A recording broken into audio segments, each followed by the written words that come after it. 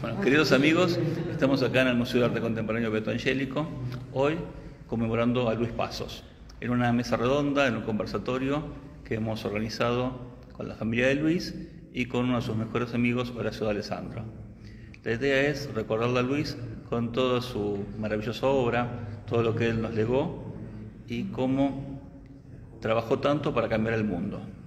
Y ese trabajo se hizo visible en su obra.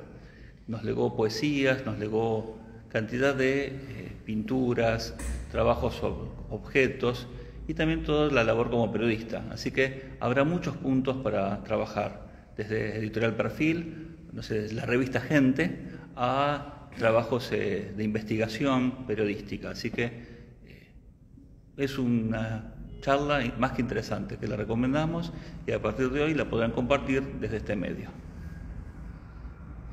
Así que ahora Horacio D'Alessandro, el ideólogo de este conversatorio, nos dará inicio a la charla. Bueno, en esta tarde gris y lluviosa, vamos a recordar un poco a mi amigo Luis Pazos. Mi amigo que conocí en el año 1967, 68, y bueno, nos conocimos y creo que fue instantánea nuestra declaración de amigos. Y bueno, como en algún lugar escribí, él fue una especie de maestro para mí, además de haberme brindado su amistad. Me brindó lo que él, muchas de las cosas que él sabía, que él conocía, y además me hizo conocer cosas. Me hizo descubrir autores, novelistas,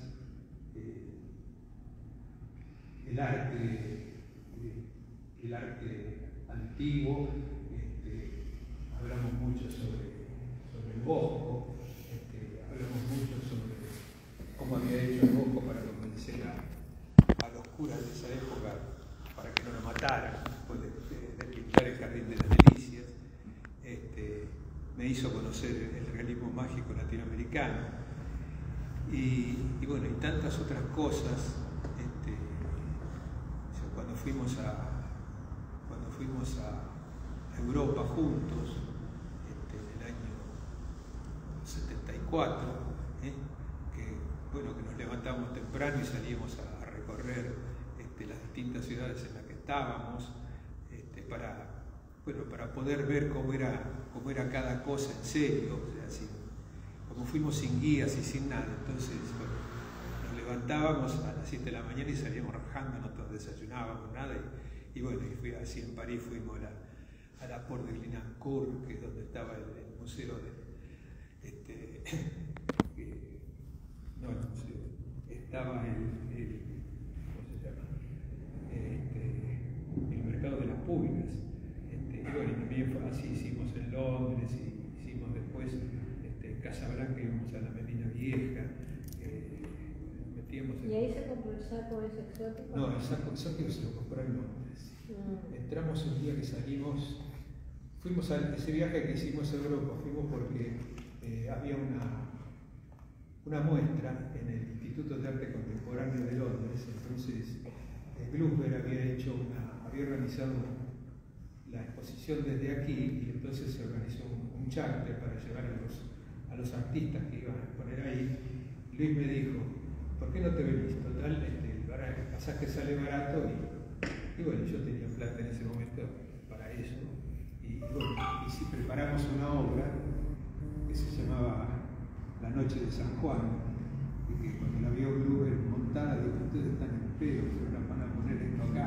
Así que, porque lo que nosotros habíamos conseguido unas calaveras de caballo, que son así, entonces le habíamos puesto arriba de un palo, se mantenía, y le habíamos cubierto con mantas de arpillera sucia, bolsas de papa. Entonces, y después tenían estampitas pegadas, todo, se llamaba La Noche de San Juan. Entonces Entonces nos pagó mantos negros. Entonces, en lugar de la arpillera fueron Mantos Negros y él decidió que se iban a llamar Las Alegres Comadres de Wilson. Y como yo le ayudé mucho en el montaje, nos las dejó poner en la entrada. O sea que la gente entraba y veía dos obras. Veía una de Mahler, que era una máquina de escribir que lanzaba llamas, y la obra nuestra, que estaba en el medio de la cosa. Así que bueno, cambiamos trabajo porque nos dejaran poner, en ese lugar. Y bueno, y después, a lo largo de tantos años, yo asistí a los distintos oficios de Luis, ¿no? Estuvimos trabajando juntos en una revista que nunca salió. Estuvimos todo en el montaje, la preparación, en el número 0, y bueno, al final nunca salió por una tragedia externa. Y bueno, después Luis ya se dedicó directamente al periodismo. ¿Qué revista es? La revista se iba a llamar Shock, y la tragedia fue que secuestraron al hijo de Chrysler. Entonces lo secuestraron y lo mataron. Sí. Entonces eso fue que hizo que se fuera todo el proyecto. Y bueno, después Luis ya se empezó a trabajar con gente, y bueno, ya de ahí él se fue a vivir a Buenos Aires poco tiempo, y nos dejamos de ver hasta, nos veíamos poco y nada, hasta que bueno, nos juntamos otra vez cuando empezó Escombros. Y bueno, y de ahí en más, un momento en que estábamos todo el día juntos, porque Luis iba al estudio y bueno, y ahí estaba. Y varias obras las hicimos entre Luis y yo, nada más. O sea, la pieza de poesía concreta fue una obra de Luis y mía, porque nos juntábamos ahí y nos reíamos mucho. O sea, esa fue una de las grandes cosas que nos unió, ¿no? La risa, porque nos reíamos mucho de todo, nos reíamos de los políticos, de la política, de los artistas, de las obras. Siempre encontramos un motivo para reírnos de algo. Y bueno, eso fue que hizo que nos lleváramos tan bien, además. Él me dijo una vez, me regaló El mundo es ancho y ajeno, una obra de Ciro Alegría, y en la dedicatoria me dijo, para que sigamos caminando siempre el camino de la amistad. Y bueno, seguimos caminando hasta el fin. Creo que para mí fue una gran amistad, fue un gran amigo, yo me sentí muy cerca de él. Él hace un año o dos, se estaba terminando la pandemia y me dijo, Horacio, sos el hermano que nunca tuve. Y bueno, yo me llené de mucha alegría, porque los últimos libros que él hizo lo hicimos juntos. O sea, yo le diseñé, hice los dibujos, discutimos también con Germán y todo, así que bueno, yo creo que mi relación con Luis fue perfecta, ¿no? Y tuve la suerte de acompañarlo hasta último momento prácticamente, y que la última vez que lo vi la pasamos bárbaro, porque yo le hice escuchar música, a él le gustaba la música cubana, la música centroamericana, no reía. Él se reía, a pesar de que estaba mal, se reía, yo bailé un rato ahí. Bueno, esa última tarde, desde el sábado, la pasamos. Así que bueno, me quedé con esa imagen y con lo de antes. Así que sí, No sé. ¿quién quiere hablar? ¿Vos querés? ¿Yo? ¿Vos viste por qué no? No, así. Perdón. No sé. Germán, ¿por qué no hablas vos, que vos te vas a ir? No sé qué decís. Pero Germán, vos tuviste con él muchísimo tiempo.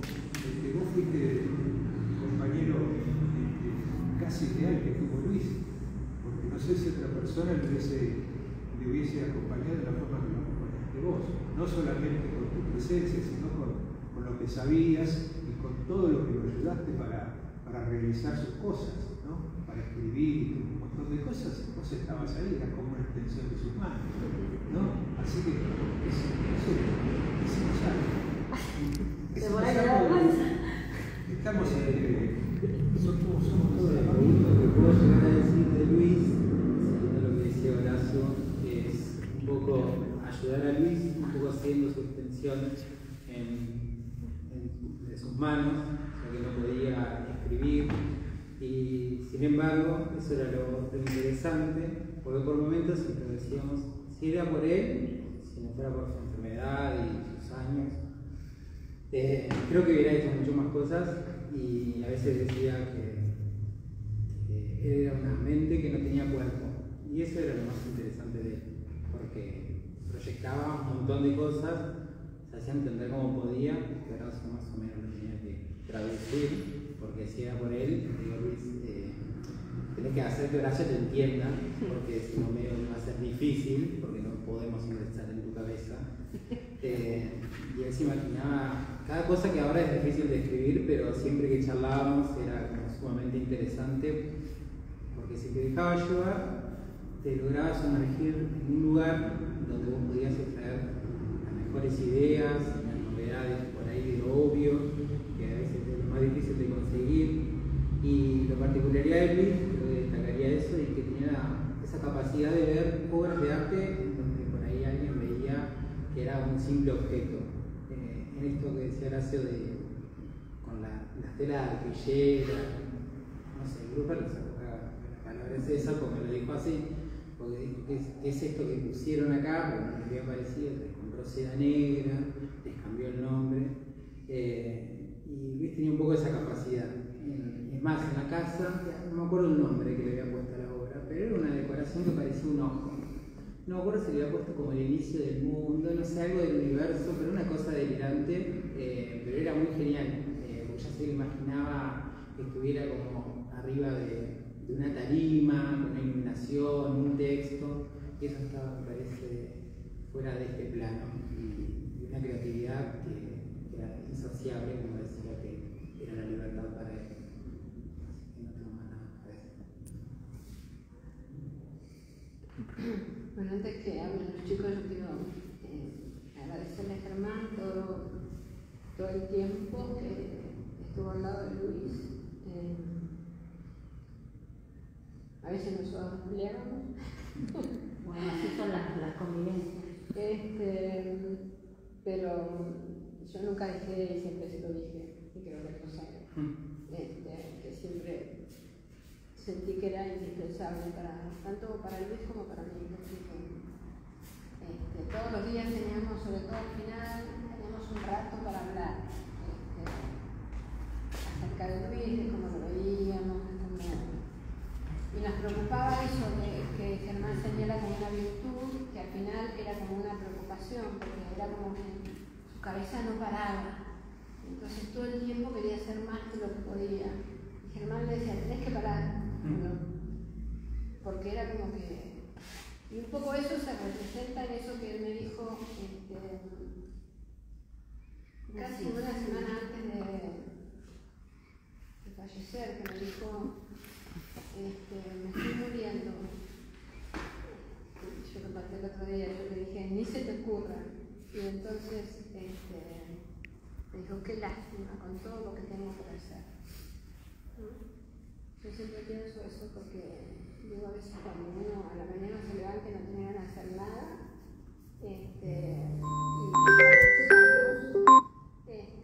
y él con un cuerpo que no le respondía siempre tenía sueños, tenía ganas, tenía proyectos. Bueno, después voy a hablar más de él, pero ahora quería decirle esto a Germán. Y te olvidaste de decir algo que a mí no me saque esa frase, que siempre decíamos que Luis, no me acuerdo de la primera parte, que no era obediente, pero era como... Que no era obediente, sino que era complaciente. Que era complaciente, pero no era obediente. O sea, a vos te parecía que vos le decías, ponete el saco azul y se lo iba a poner. Pero en el momento de salir agarraba la campera roja y se ponía la campera roja, ¿no? Y siempre, y esa frase creo que lo sintetiza. Y que mucha gente, muchos de mis amigos incluso me decían, yo no sé bien cómo es Luis, no. Te va a llevar años a ver cómo es Luis, porque además es un tipo que nunca, yo hablo todavía presente, era un tipo que nunca confrontaba. Eso lo charlamos en nada. Bueno, capaz que ustedes, niños, vivieron otro Luis, pero el que yo conocí nunca confrontaba. pero nunca cambiaba su forma de ver las cosas. Él estaba seguro de lo que pensaba y así, de ahí no lo movías.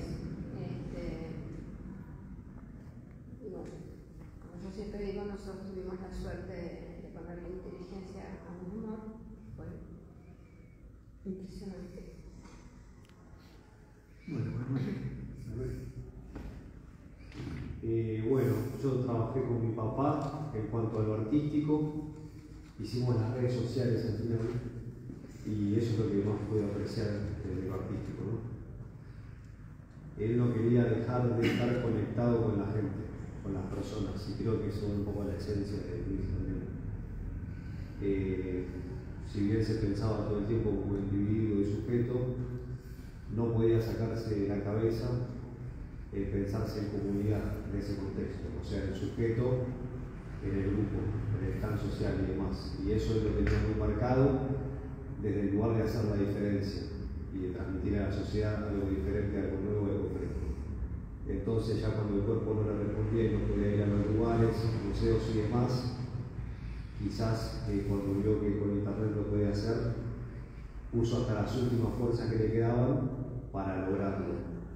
Ahí estuvo bueno porque él pudo entender que a través de ese medio podía seguir conectándose y de hecho pasaba.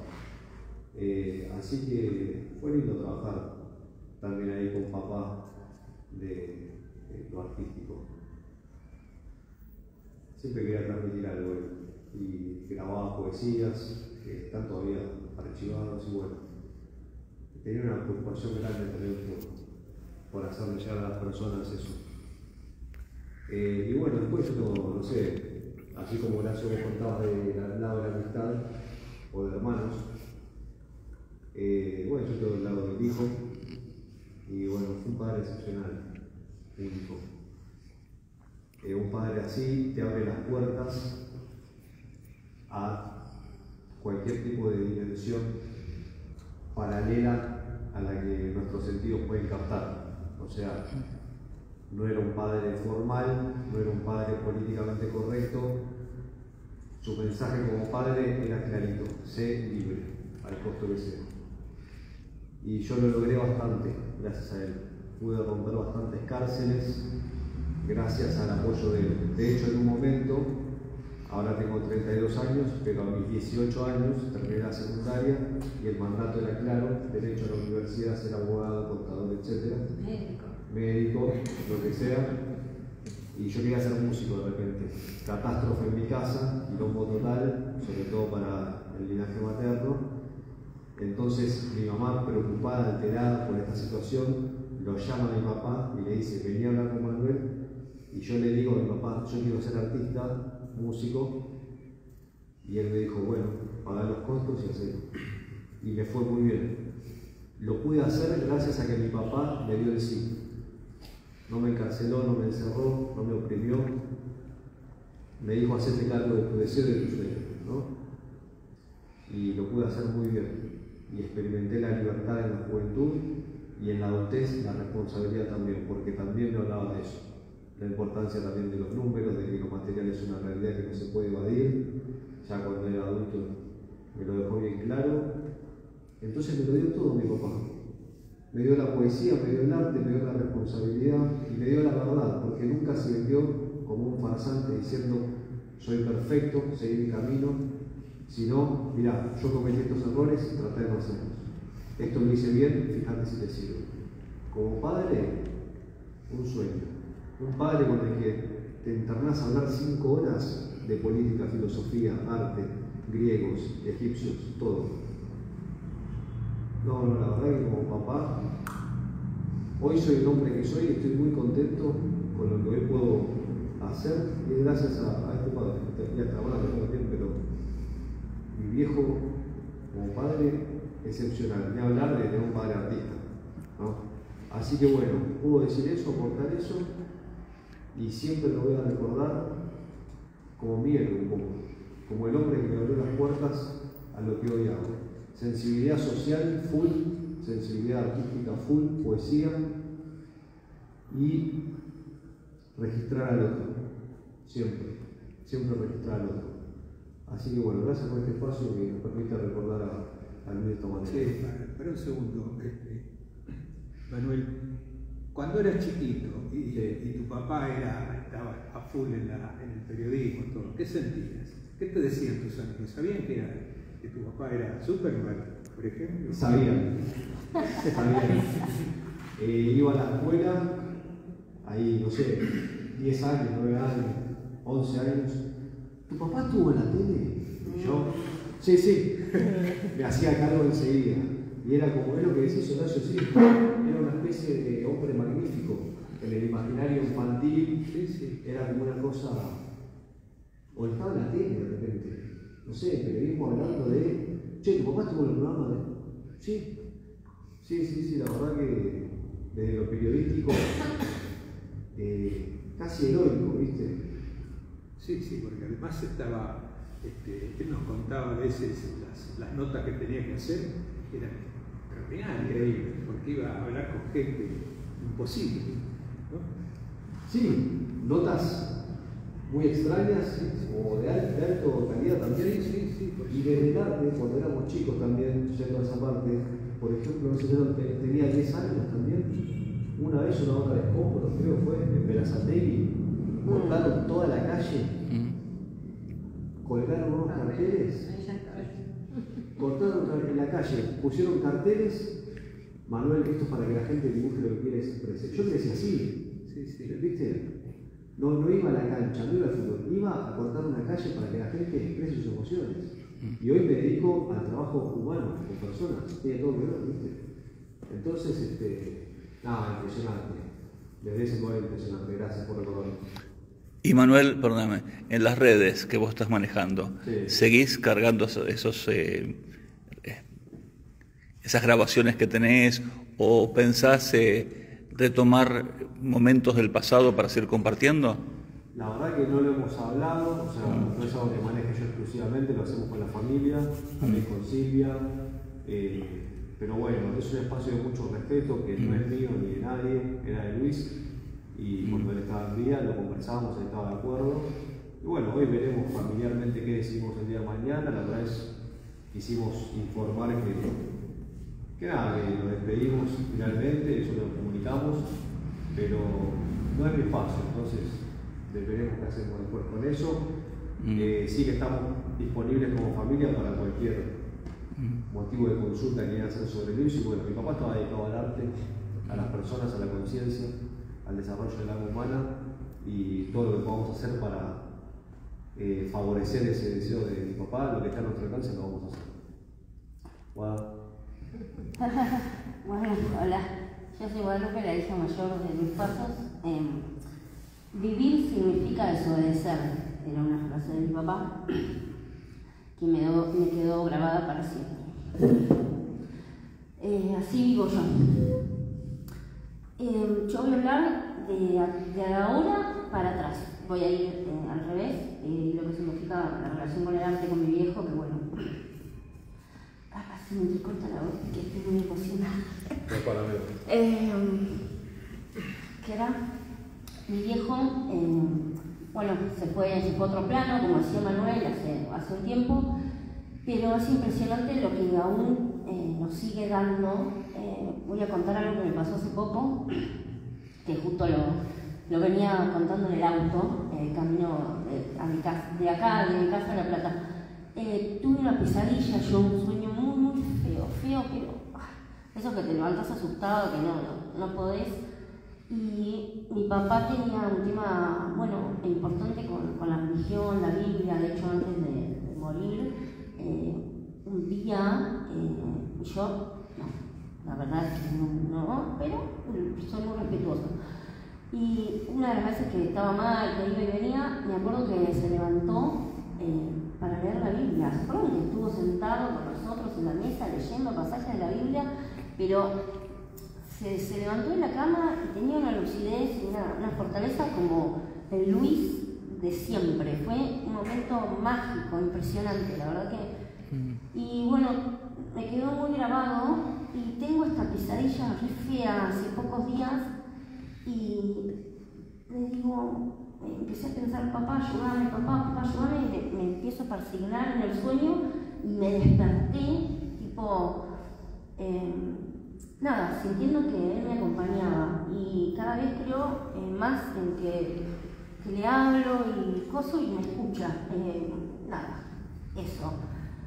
Es muy fuerte, la verdad, lo que me pasa con eso. Y con respecto a lo que es el arte, bueno, yo lo conozco a Horacio de hace 1000 años, esas épocas del 80 y pico, yo nací en el 81, cuando Luis vivía en Buenos Aires, y en los 80 y pico yo era muy chica, 6 años, 8 años, y me acuerdo de estar con los escombros de acá para allá, mi viejo me llevaba a todos lados, cuando se hizo esa obra en el albergue Warnes, todas esas locuras hermosas que hacían, yo estaba ahí en el estudio, me encantaba, para mí ya el estudio era algo mágico, que tenían un lugar de revelado de fotos y demás, para mí era mágico, me encantaba, o sea, si había algo que me gustaba era venir de Buenos Aires a La Plata en el micro, meterme 20 bubalús en la boca, que los contaba desde el viaje de Buenos Aires a La Plata, sabía que eran 20 bubalús y después ir al estudio, que era fantástico, o sea, me empapaba de arte todo el tiempo, de hecho,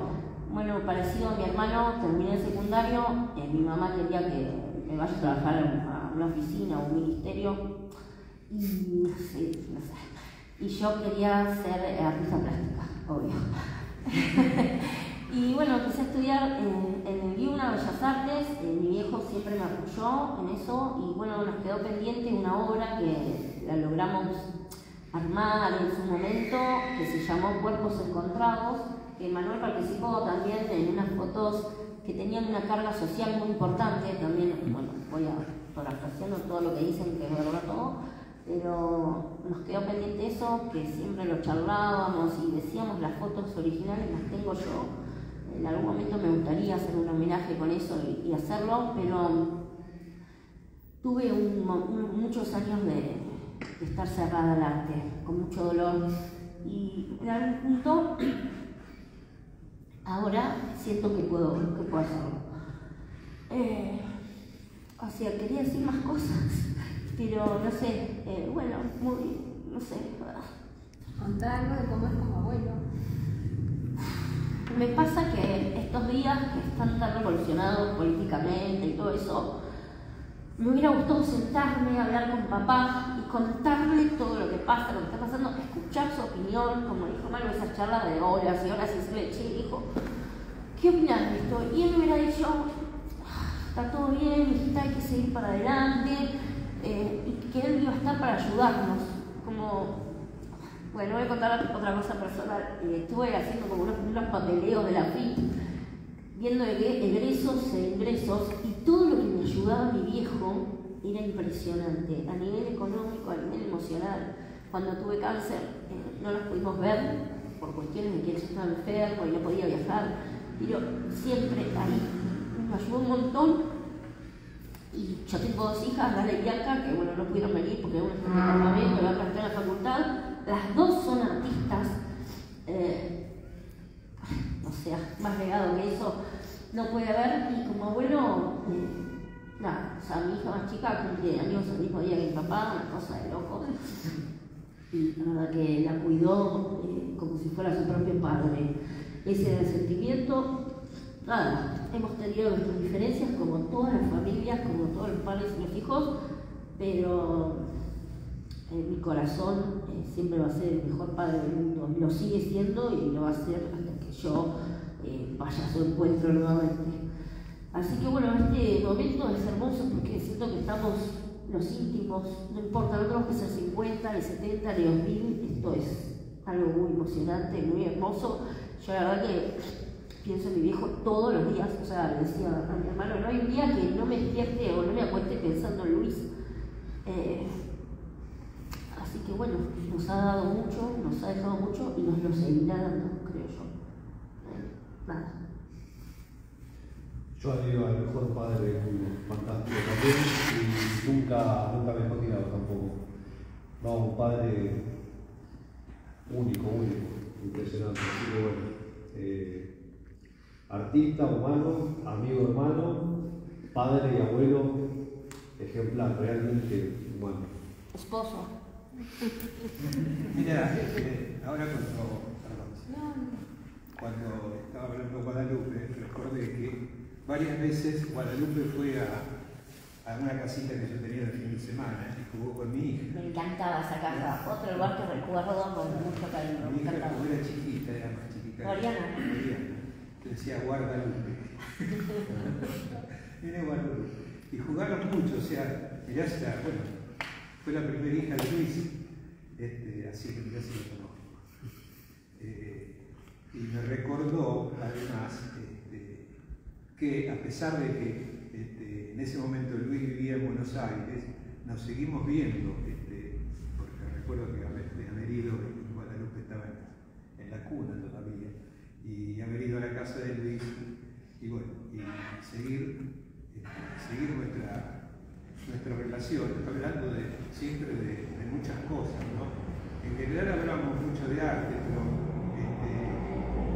agarramos por ahí un tema y bueno, Luis sabía mucho más que yo siempre, pero bueno, yo trataba de averiguar algo del tema y bueno, la próxima vez que nos veíamos entonces charlábamos sobre eso y realmente nos hacíamos preguntas y decíamos, ¿y esto qué puede ser? Y ya entramos en una zona casi filosófica de las cosas y podemos estar 2 horas hablando del tema y después nos reímos de las cosas. Porque en realidad siempre aterrizábamos en que la realidad era esta, que no, había que... Luis siempre me decía, no importa lo que pase, nosotros tenemos que seguir haciendo lo que nos gusta, que es arte. Entonces el resto, y bueno, ya no lo vamos a cambiar. Y bueno, y siempre tratamos en todas las épocas, porque hemos pasado épocas bastante escabrosas, de una manera o de otra. Una vez preparamos una exposición en el Club Universitario de La Plata, que nunca se inauguró, porque era la época no era todavía la época de la dictadura, pero estábamos ahí unos meses. Y era arte, todo arte político terrible. Me acuerdo que Luis había hecho una obra que había pedido un maniquí en lo de Rayo, porque Rayo en ese momento tenía comercio que vendía ropa. Entonces llevó el maniquí, compró un poco de lienzillo, lo mojamos y lo tiramos arriba del maniquí, en el suelo. Entonces se llamaba Forma Nota. Con Pupo hicimos un mural que eran todas siluetas de gente así y todos los agujeros de la ametralladora. Después Horacio Zavala hizo una cárcel del pueblo. Cuando vinieron los directivos y vieron eso, dijeron, ni loco vamos a inaugurar. Vigo no sé qué era, el maestro Vigo no sé qué, estaba caliente, quería denunciar. Vigo, déjese de bromar, nos van a meter en cara. No, pero bueno, después hubo otra en el Caí, que también fue extraordinaria, que creo que fue una de las mejores obras que hicimos. La hicimos con Luis, con Pupo que se llamó Fábrica de Ideas, que creo que fue lo mejor que hicimos, porque Luis tenía una capacidad para imaginarse cosas y nos dábamos manija mutuamente, ¿no? Él tenía la capacidad de tirar un maicito, decía yo, y nosotros picábamos y después a eso se hacía un zafarrancho impresionante. Entonces hicimos Fábrica de Ideas, que era como si fuese un exhibidor de esos que hay en las tiendas para colgar la ropa, y nosotros ahí habíamos colgado etiquetas y sobres. Entonces había 100 etiquetas con 100 obras para armar, para hacer, y estaba descrito cómo se hacía cada obra y todo. Y era el cine, y estaban todas, se podían hacer, todas se podían hacer. Y nosotros, bueno, en ese entonces no le dimos la importancia como tantas cosas, no le dimos la importancia que tenía, pero era una gran obra, porque había 100 obras, en una obra había 100, todas se podían hacer, porque nosotros dábamos las indicaciones de cómo había que hacer cada cosa. Así que mirá, y después, bueno, una de las yo lo puse en algún lugar, cuando fuimos a Villa Mercedes en San Luis a habíamos ido a San Luis a exponer en la Universidad Nacional de San Luis. Entonces, como había una extensión de la universidad ¿cómo se llama? Bueno. ¿En una localidad? Claro, había una extensión de la universidad en Villa Mercedes, en San Luis. Entonces, si no quieren venir, sí, bajamos allá y nos dijeron, bueno, tienen que poner acá. Bueno, esto fue la maternidad de Villa Mercedes. Es decir, la mitad de la gente de Villa Mercedes nació aquí.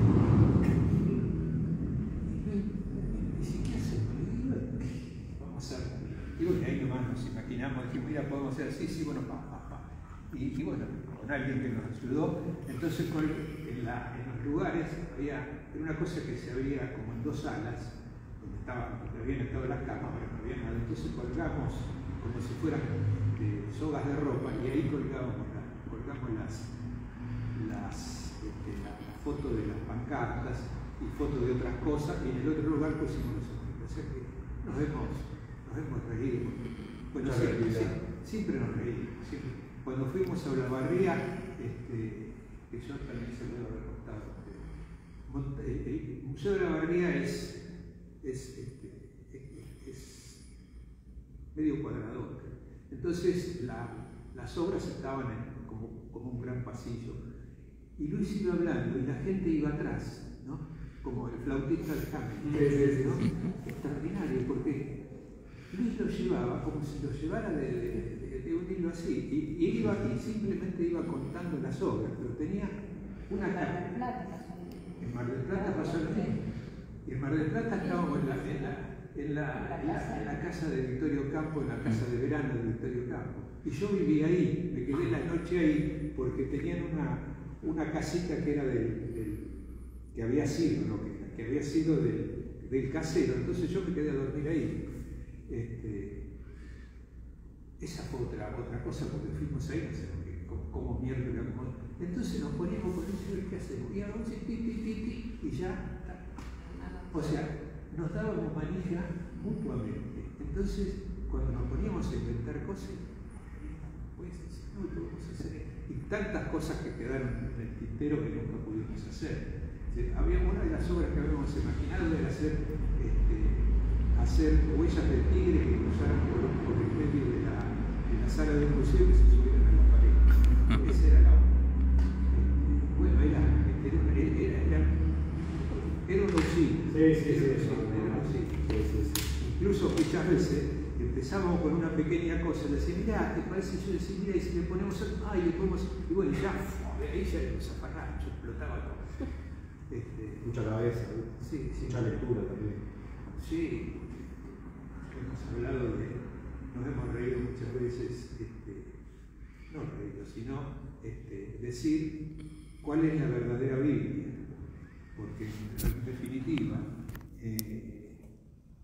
la Biblia es lo que nos vino a través de distintas traducciones. Y yo siempre juraba decir, Jesús tiene que haber existido y tiene que haber sido un negrito como yo, porque el lugar donde estaba nunca era imposible que fuera rubio y de ojos azules. Digo, pero bueno, fue lo que nos vendieron y fue la imagen ideal. Digo, bueno, y compramos, claro. Sí, bueno, se mantuvo así en 2000 años. Entonces, ¿qué quiere decir?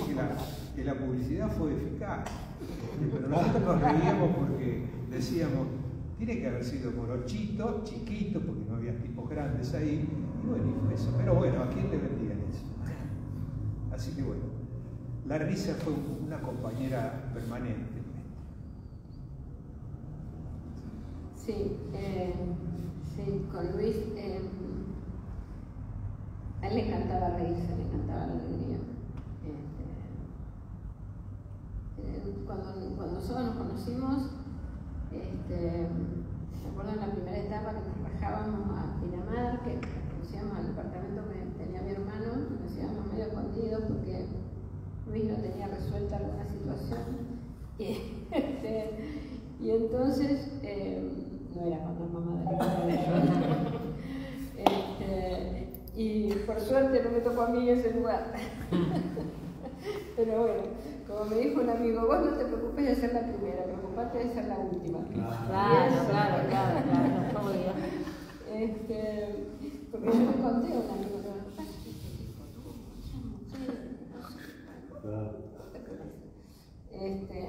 y lo que nos reíamos nosotros, yo no te puedo explicar. Yo nunca en mi vida ni con mis amigas me reí lo que me ha reído con Luis. Y bueno, lo que aprendí de él, ¿no? Un día en Pinamar fue la primera vez que me leyó el poema para su mamá. Me acuerdo que a partir de ahí yo empecé a machacar. Tipo, ¿sabes? Lo tenés que publicar porque tenía que ser en vida de él eso. Y bueno, cuando yo lo conocí, Luis era periodista. Yo me enamoré de un periodista. Ni sabía que era un artista. Y me acuerdo que la primera vez que lo presenté a un grupo de amigos de Buenos Aires, yo dije, no, porque Luis es periodista. Y él dijo, no, soy artista plástico. ¿Ah? Y entonces, yo ahí quedé pagando, ¿viste? Entonces, claro, porque yo para mí, mi frivolidad y todo, me encantaba que fuera periodista. Y además yo lo seguía en las columnas de Clarín. Tenía la cara de ese tipo. Me di cuenta después. Pero bueno, así como pasó con Horacio y creo que pasó con Germán también, fue un amor a primera vista. Yo se los conté el otro día en Pinamar. No sé si se los había contado antes, pero nos vimos y desde el día que nos vimos nunca más nos separamos. Nunca. Y yo voy a decir, menos mal. Sí, menos mal para él y menos mal para mí, Guada. Y para mí también. Y para mí. Sí, fue bueno. La verdad que Luis y yo éramos y somos personas con más diferencias imposibles. Yo soy peronista, él era radical. Yo creo que él era narco, pero bueno, digamos que era de cuna radical, yo de cuna peronista. Él era de estudiante, yo soy de gimnasia. Él era un tipo, en el fondo, pese a esto que dice Manuel, que es cierto, que tenía esa conciencia social, pero un tipo solitario. También. O sea, Luis podía estar horas, yo por ahí estaba trabajando y él estaba en verano, ya sabemos, amaba el sol, en eso amaba el sol y el mar como yo. O sea, podíamos estar horas en el jardín charlando o cuando nos íbamos de vacaciones con solos en la playa. Me acuerdo que Gerardo Heiler siempre me decía, ¿no se aburren en Pinamar? ¿Qué? No, horas podemos estar. Y yo a veces iba y le decía, ¿querés algo? Entonces él me decía, yo no me aburro nunca. Yo no me aburro nunca. Y yo comparo, ¿no? A mí me pasa a veces que me aburro, y esto que siempre me busco actividades, porque no puedo estar sola conmigo mismo mucho, más ahora. Y él no, capaz que estaba 3 horas así, ¿no? Y yo iba y le decía, ¿querés algo? No, estoy pensando. Está 3 horas pensando, no existe. Yo no conozco a nadie. Yo no conozco a nadie como Luis. No conocí a nadie ni conoceré a nadie. Y nunca amé tanto a nadie. La otra vez alguien me dijo, no digas eso porque tenés hijos. Mis hijos saben. Mis hijos saben que Luis fue el amor de mi vida. Lo escribí en el diario y fue así. Y yo creo que, bueno, eso no lo voy a decir, pero fue el amor de la madurez. Entonces, fue un amor donde los dos pudimos aceptar las cosas diferentes que teníamos, ¿no? Cuando hicimos Que te olvidaste, el periódico Lazos, que fue nuestro hijo, decíamos con Luis, porque el periodista, yo gerontóloga, hicimos un periódico para personas mayores, que fue un éxito en la ciudad de La Plata. Y el que diseñó el periódico fue Horacio, y ahí también se pasaban horas, se reían, y se reían de mí también. Ahí viene Ernestín, ¿cómo llamaba la vieja de Clarín? Sí,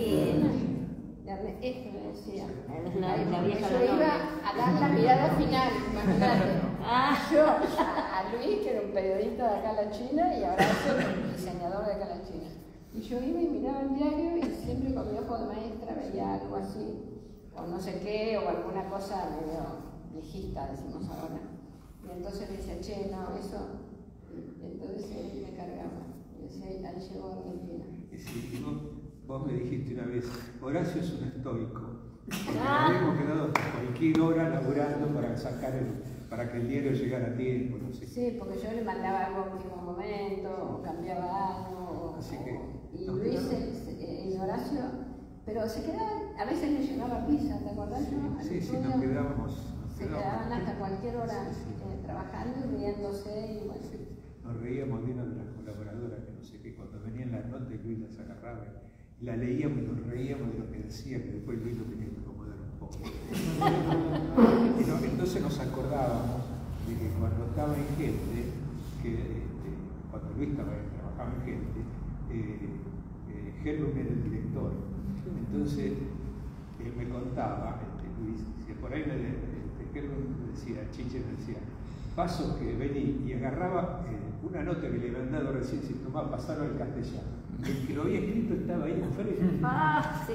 Y agarraba la hoja y la hacía así. Sí. Pasarlo al castellano. Sí, después, bueno, esa época yo, bueno, junto con los chicos, este fin de semana que pudimos ir a Miramar y la verdad que estoy muy feliz que hayamos ido juntos y hayamos pasado ese rato juntos. Les contaba también, ¿no?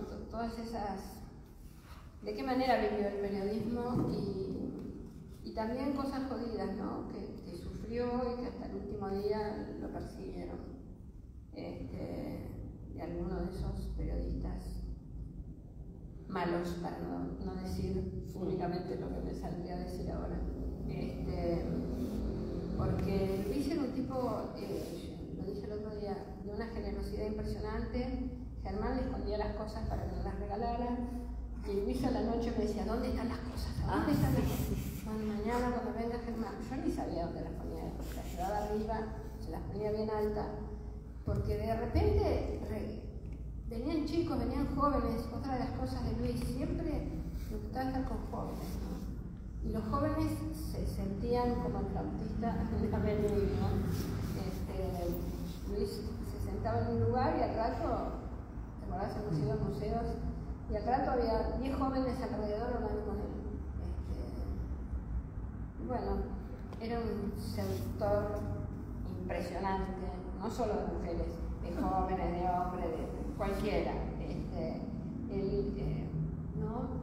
tenía esa mirada, esa sonrisa que enamoraba, esa es la verdad. Así que lo que yo más quiero rescatar es eso, ¿no? El amor que nos tuvimos, infinito, hasta el último día. Lamento, y él también lamentó mucho, la enfermedad pertinaz, jodida, que la llevó con eso sí que era estoicismo, con una fuerza, con un coraje, que él pensaba que era un hombre débil, muchas veces me lo decía, y yo siempre le decía que no. Y lo demostró en sus últimos meses, ¿no? La fortaleza con la que vivió su enfermedad. Y hasta el último día él me cuidó a mí, eso lo digo siempre. Yo llegaba a la pieza y a la noche, ya cuando nos íbamos a dormir, y él me miraba y ya sabía cómo había sido mi día, ¿no? Y bueno, nada, otras cosas para no terminar tan triste, vinculadas a la cultura y también todo lo que pude aprender de él. Para mí el arte plástico no existía y me impresionaba. Entrábamos a un museo y él decía, vení, mira, ese es un Gauguin, pero así, de 800, no, yo tenía que acercarme, mirar, ponerme el coso. Bueno, yo era muy burra y sigo siendo todavía para el arte plástico. Pero esa cosa que tenía cultura, que era de chico, ¿no? Había un amigo que vivía en el barrio decía que era medio raro, porque todos estábamos jugando al fútbol y él estaba leyendo. Y sabía de todo. Hasta inglés. Sí. ¿De dónde? La última vez que empezó a hablar inglés como fluidamente, Y todos nos quedamos como diciendo, ¿y de dónde aprendió inglés este último año? Y hablaba bárbaro. Sí. Nos reíamos una vez, yo les contaba que fuimos a Brasil y en la combi que nos llevaba de un lugar al otro había un tipo que era, no sé si de Suecia o de donde, un arquitecto que trabajaba en temas de envejecimiento. Y entonces quedó sentado con Luis adelante y los otros tres eran todos los amigos míos atrás y yo. Y entonces, por ahí nos vemos que hablan, ¿no? Entonces me dicen a mí, ¿Luis habla inglés? No, le digo, pero están hablando. Claro. Sí, digo, yo no sé si está entendiendo. Y el tipo en un momento se da vuelta y me muestra el celular, y en el celular aparecen escombros. Yo digo, no puede ser, este hombre está entendiendo todo lo que Luis le está diciendo en inglés. Así que bueno, quedémonos con esas cosas hermosas que nos dejó, nos regaló a nosotros y a la humanidad, que las obras de Luis están en el mundo. Así que gracias Horacio por todo. También por este homenaje.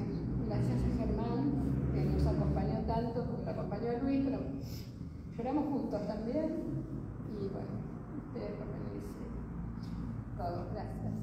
Gracias a Por vos. supuesto, a este espacio que nos acogió hoy de manera tan grata.